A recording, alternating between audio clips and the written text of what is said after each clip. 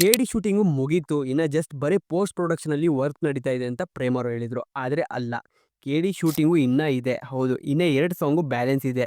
Already HMTಲಿ ಒಂದು song ಮಾಡ್ತಾ ಇದ್ದಾರೆ. ಅದು ಇವತ್ತಿಲ್ಲ ನಾಳೆಗೆ ಕಂಪ್ಲೀಟ್ ಆಗುತ್ತೆ. ಹಾಗೆ ಈ ಸಾಂಗ್ ಮುಗಿದ ತಕ್ಷಣ ಅಬ್ರಾಡ್ ಅಂದ್ರೆ ಫಾರಿನಲ್ಲಿ ಇನ್ನೊಂದು ಸಾಂಗ್ ಇದೆ. ಆ ಸಾಂಗು ಮುಗಿಸ್ಕೊಂತಾರೆ. ನಿಮಗೆ ಗೊತ್ತೇ ಇದೆ. ಪ್ರೇಮ್ ಅವರು ಸಾಂಗಿಗೆ ಎಷ್ಟು ಪ್ರಾಮುಖ್ಯತೆ ಕೊಡ್ತಾರೆ ಅಂತ.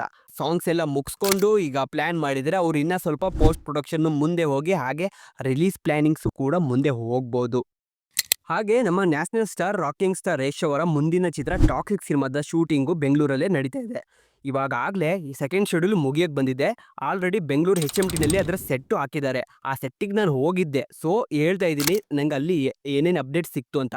ಏನಪ್ಪ ಅಂದರೆ ಆಲ್ರೆಡಿ ಸೆಕೆಂಡ್ ಶೆಡ್ಯೂಲು ಮುಗಿಯಕ್ಕೆ ಬಂತು. ಆಲ್ರೆಡಿ 130 ಡೇಸ್ ಅವರು ಶೂಟ್ ಮಾಡಿದ್ದಾರೆ.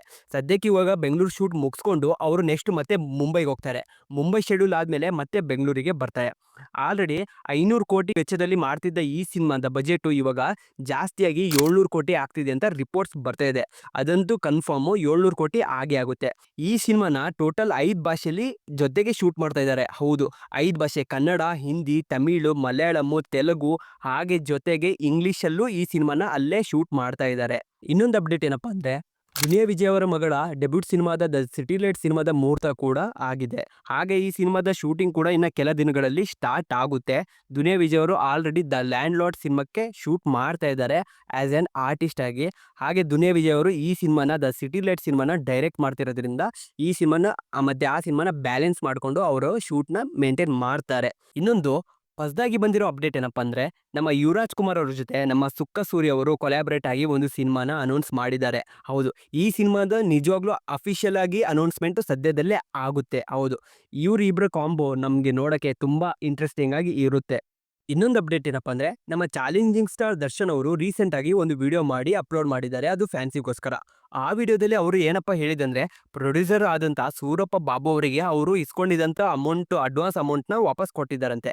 ಹಾಗೆ KVN ಜೊತೆ ಮಾಡಬೇಕಾಗಿದ್ದ ಒಂದು ಪ್ರಾಜೆಕ್ಟು ಕ್ಯಾನ್ಸಲ್ ಮಾಡಿಕೊಂಡು ಆ ಪ್ರಾಜೆಕ್ಟಿಗೆ ಇಸ್ಕೊಂಡಿದ್ದಂಥ ಅಡ್ವಾನ್ಸ್ ಅಮೌಂಟು ಅವರು ವಾಪಸ್ ಕೊಟ್ಟಿದ್ದಾರೆ. ಹಾಗೆ ಡೇವಿಲ್ ಚಿತ್ರದ ಟೀಸರ್ ಕೂಡ ಇವಾಗ ಅವರ ಬರ್ತ್ಡೇ ಬರ್ತಾ ಇದೆ 16ನೇ ತಾರೀಕಿಗೆ. ಅವಾಗ ಅದನ್ನು ರಿಲೀಸ್ ಮಾಡ್ತಾರೆ. ಹಾಗೆ ಅವರು ರಿಲೀಸ್ ಮಾಡಿದ್ಮೇಲೆ ನಮಗೆ ಗೊತ್ತಾಗೋದು, ಅವ್ರ ಬರ್ತ್ಡೇ ಬಂದಾಗೆ ನಮಗೆ ಗೊತ್ತಾಗೋದು ಅವರು ನೆಕ್ಸ್ಟ್ ಯಾವ್ಯಾವ ಪ್ರಾಜೆಕ್ಟ್ ಮಾಡ್ತಿದ್ದಾರೆ ಅಂತ. ಅಲ್ಲಿ ತನಕ ನಮಗೆ ಅಫಿಷಿಯಲ್ ಆಗಿ ಯಾವುದು ಗೊತ್ತಾಗಲ್ಲ. ಆದರೆ ಅವ್ರು ಹೇಳಿದ ಪ್ರಕಾರ ಅವರು ಪ್ರೇಮ್ ಜೊತೆ ಖಂಡಿತವಾಗಿ ಒಂದು ಸಿನಿಮಾ ಮಾಡೇ ಮಾಡ್ತಾರಂತೆ.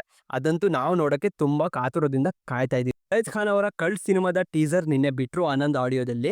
ಹಾಗೆ ಆ ಸಿನಿಮಾದ ಟ್ರೈಲರ್ ಕೂಡ ಅಷ್ಟೇ ಇಂಟ್ರೆಸ್ಟಿಂಗ್ ಆಗಿದೆ. ಅದರ ಮೇಕಿಂಗು ಅಷ್ಟೇ ಚೆನ್ನಾಗಿ ಮಾಡಿದ್ದಾರೆ.